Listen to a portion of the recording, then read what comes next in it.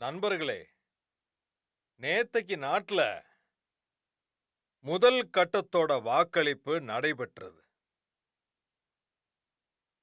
நான் வோட்டிங் பண்ற அனைத்து மக்களுக்கும், அப்புறம் முக்கியமா நம்மளுடைய ஃபர்ஸ்ட் டைம் வோட்டர்ஸுக்கு என்னோட நல்வாழ்த்துக்களை தெரிவிச்சுக்கிறேன். அப்புறம் அவங்களுக்கு நன்றி கடனும் பட்டிருக்கேன். வாக்களித்த பிறகு வெவ்வேறு மக்கள் பெரிய லெவல்ல கிடைச்ச அனாலிசிஸ் படி, அப்புறம் கிடைச்சிருக்கிற தகவல் படி நம்பிக்கை மிகவும் பலப்பட்டிருக்கு. முதல் கட்டத்துல என்டிஏ தரப்புல ஒரு தரப்பு ஆதரவா வாக்கு அளிச்சிருக்காங்க.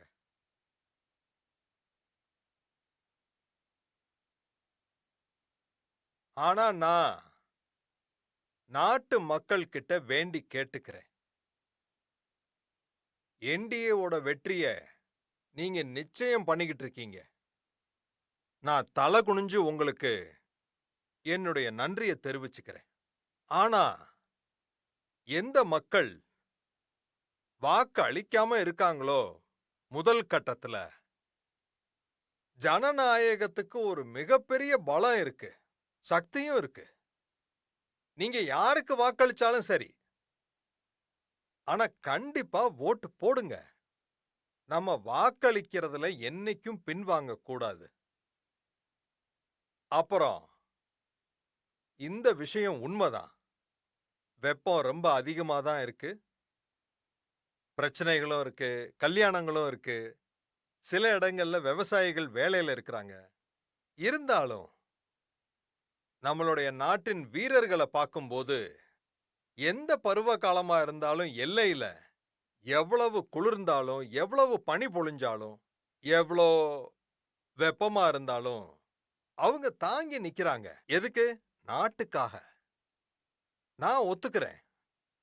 வாக்காளர்கள் மனசுலயும் இந்த உணர்வு இருந்தாகணும். நான் வாக்களிச்சு ஒருத்தருக்கு நன்மையை செய்யல. நான் வாக்களிச்சு என்னுடைய நாட்டின் எதிர்காலத்தை பலப்படுத்திக்கிட்டு இருக்கேன். என்னோட நாட்டின் எதிர்காலத்தை பலப்படுத்துறதுக்காக நான் வாக்களிக்கிறேன். அப்புறம் அதனால என்டிஏவோட மாபெரும் வெற்றிக்கு முதல் கட்டத்துல உங்களுடைய மிகப்பெரிய ஒத்துழைப்பு கிடைச்சதுக்கு அப்புறமும் ஜனநாயகத்துக்கிட்ட நான் மறுபடியும் வேண்டி கேட்டுக்கிறேன். பெரிய அளவுல வாக்களிப்பு இருக்கணும். அப்புறம் நான் அரசியல் துறையோடைய அனைத்து கட்சி உறுப்பினர்களுக்கும் சொல்றேன். சில பேர் இப்படி கூட நினைக்கலாம், தேர்தல்ல தோக்க போறவங்களுக்கு எதுக்காக உழைக்கணும்னு. நான் அவங்களுக்கும் சொல்றேன், ஜனநாயகத்துக்காக உழைங்க. இன்னைக்கு இல்லாட்டி நாளைக்கு, நாளைக்கு இல்லாட்டா மறுநாளைக்கு, மறுநாளைக்கு இல்லைன்னா என்னைக்கோ ஒரு நாள் வாய்ப்பு கிடைக்கும். எதுக்கு ஏமாற்றம் அடைஞ்சு இப்படி உட்கார்ந்துருக்கீங்க?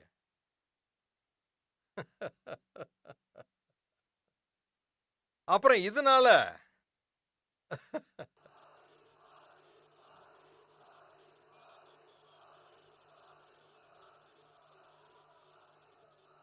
இதனால யாருடைய தோல்வி நிச்சயமோ அவங்களோட உறுப்பினர்களுக்கும் நான் இந்த விஷயத்தை சொல்ல விரும்புறேன்.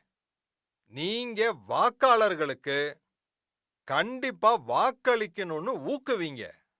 ஏன்னா உலகத்துல உள்ள மக்களுக்கு உலகத்துல ஓட்டிங் பர்சன்டேஜ் கம்மி.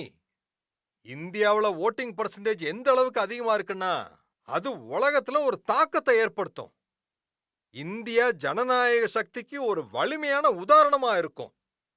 உலகத்துக்கு கூட இந்தியாவை புரிஞ்சுக்கிறதுக்கு பெரும்பாலான ஓட்டிங் அவசியம். அப்புறம் அடுத்து வரப்போற 25 ஆண்டுகள் உலகத்திலேயே இந்தியாவுக்கு ரொம்ப முக்கியமான ஆண்டுகள். அப்புறம் அதனால அதிகமான வாக்களிப்பு நம்ம ஜனநாயக சக்தியை வெளிப்படுத்தும்.